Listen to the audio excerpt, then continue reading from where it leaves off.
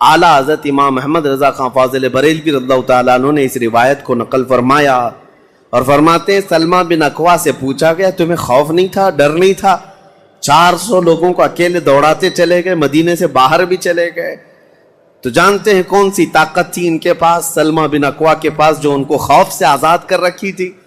فرماتے ہیں ایک بار رسول اللہ صلی اللہ علیہ وسلم صحابہ سے بیعت لے رہے تھے، ہاتھ میں ہاتھ لے کر بیعت کر رہے تھے. تو سب حضور کے پاس ہاتھ دے رہے تھے، بیعت کر رہے تھے. حضور نے مجھ سے کہا سلمہ بن اکوا آ جاؤ، تم بیعت کر لو میرے ہاتھ پر. میں نے عرض کیا یا رسول اللہ پہلے ہی میں بیعت کر چکا ہوں.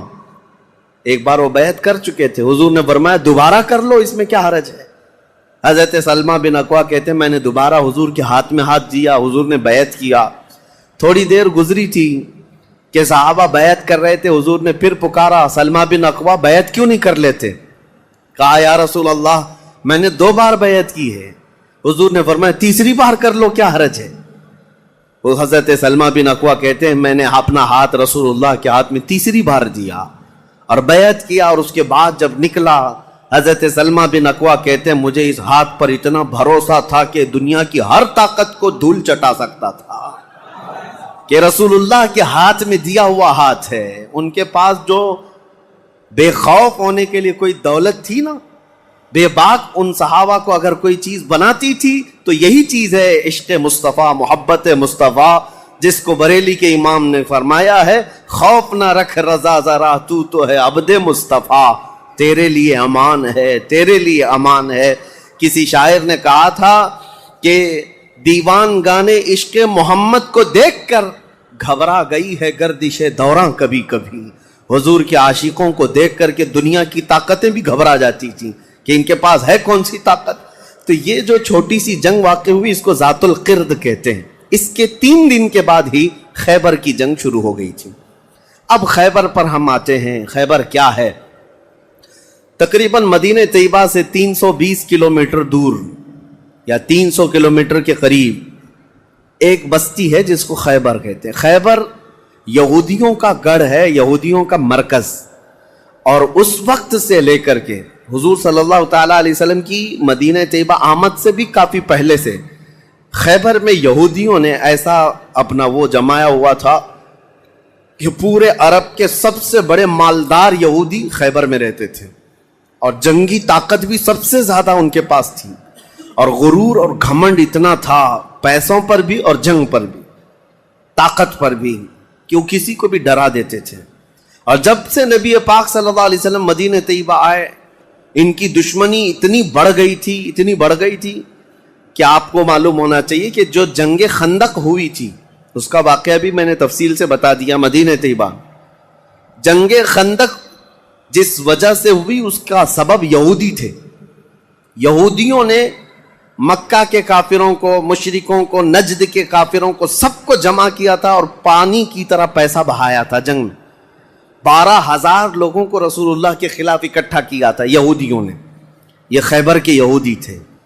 کیونکہ نبی پاک صلی اللہ تعالیٰ علیہ وسلم جب تشریف لائے تھے 2 قبیلے یہودیوں کے مدینے میں آباد تھے، بنو نذیر اور بنو قریظہ. آپ کو میں نے سیرت کے بیان میں یہ بھی بتا دیا تھا. اور یہ دونوں قبیلوں نے حضور صلی اللہ علیہ وسلم کے ساتھ غداری کی تھی، وعدہ خلافی کیا، معاہدہ جو تھا اس کو توڑ دیا. اس کی وجہ سے ان یہودیوں کو جو مدینے میں رہتے تھے جلا وطن کر دیا گیا تھا، نکال کر باہر کر دیا گیا. تو جتنے مدینے سے نکالے ہوئے یہودی تھے وہ سب خیبر میں جا کر جمع ہو گئے تھے. خیبر میں جا کر کے ان لوگوں نے اڈا بنا لیا تھا اور ڈیلی ان کی صرف اور صرف یہی منصوبہ بندی ہوتی تھی کہ محمد صلی اللہ علیہ وسلم اور ان کے ساتھیوں کو کیسے مارا جائے، کیسے قتل کیا جائے. کوئی بھی دور دراز سے اگر چھوٹی سی دشمنی رکھتا تھا رسول اللہ سے تو یہ یہودی خیبر کے پورا کا پورا مال ان کے پاس بھیجتے اور ان کو کھڑا کرتے کہ تم جاؤ، ہم سپورٹ میں ہیں، ہم سپورٹ کریں گے. ساری جنگوں میں مشرکوں کا سپورٹ کرتے تھے. اب میں آپ کو بتاؤں جن کے دلوں میں اتنا زہر بھرا ہوا تھا رسول اللہ صلی اللہ علیہ وسلم کی دشمنی کا، اب ان لوگوں نے دیکھا کہ یہ اب ان کی طاقت بڑھتی جا رہی ہے اور بادشاہوں کو تک ان لوگوں نے اسلام پیش کر دیا. اور اسلام اب مکہ مدینے کا نہیں رہ گیا، اب تو ایران بھی چلا گیا ہے، مصر بھی چلا گیا ہے، حبشہ بھی چلا گیا ہے، یمن بھی چلا گیا ہے. تو ان کے پیٹ کا درد اور بڑھ گیا. ان لوگوں نے پھر اب فیصلہ کرنا شروع کیا کہ اب سارے لوگوں کو جمع کرتے ہیں. ایک قبیلہ تھا بنو غطفان، یہ مشرکوں کا قبیلہ تھا اور وہ جنگی طاقت بہت زیادہ رکھتے تھے. اس وقت عرب میں وہ نڈر مانے جاتے تھے. یہودیوں نے ان کو بلا کر کے جنگ کا پلان کیا کہ مدینے پر اچانک چڑھائی کریں گے اور تہس نہس کر کے رکھ دیں گے، کسی کو خبر بھی نہ ہو، پورے مدینے کی اینٹ سے اینٹ بجا دیں گے.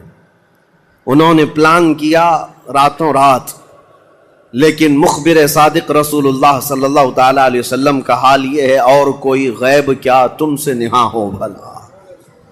نبی پاک صلی اللہ تعالی علیہ وسلم کو خبر ہوئی کہ یہودیوں نے میٹنگ کی ہے اور راتوں رات مدینے پر چڑھائی کرنے والے ہیں.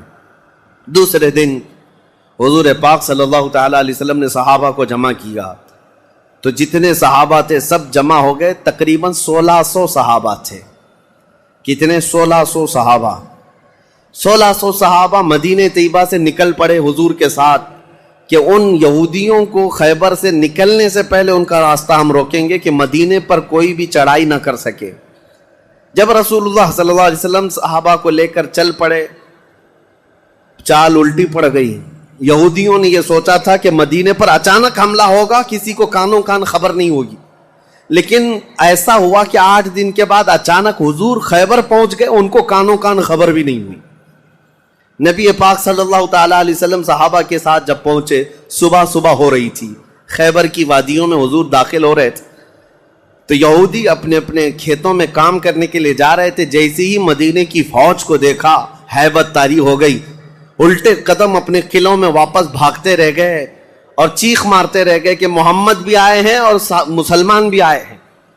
حضور صلی اللہ علیہ وسلم نے ان کی چیخ و پکار کو سنا تو ایک جملہ فرمایا. حضور صلی اللہ علیہ وسلم فرماتے ہیں، جن کافروں کی وادی میں ہم اتر پڑے ان کی صبح خراب ہو ہی جاتی ہے، اور یہ خیبر اب برباد ہوگا. حضور کے الفاظ تھے، جملہ نکلا. صحابہ کرام اتنی جوش سے نعرہ لگا رہے تھے کہ یہودیوں کے سارے قلعے صحابہ کی آواز سے گونجنے لگ گئے. خیبر میں 8 قلعے تھے، 8 مشہور قلعے. انہوں نے بہت مشہور اس وقت کی طاقتور یعنی عمارتیں ایسی بنا رکھی تھیں کہ ان کا یقین تھا کہ کوئی ان قلعوں کو توڑ نہیں سکے گا. اور حد تو یہ ہے کہ آج 1400 سال گزر گئے، ابھی بھی وہ قلعے موجود ہیں، آج بھی موجود ہیں خیبر میں. وہ قلعوں کے باقیات، کھنڈرات ابھی بھی موجود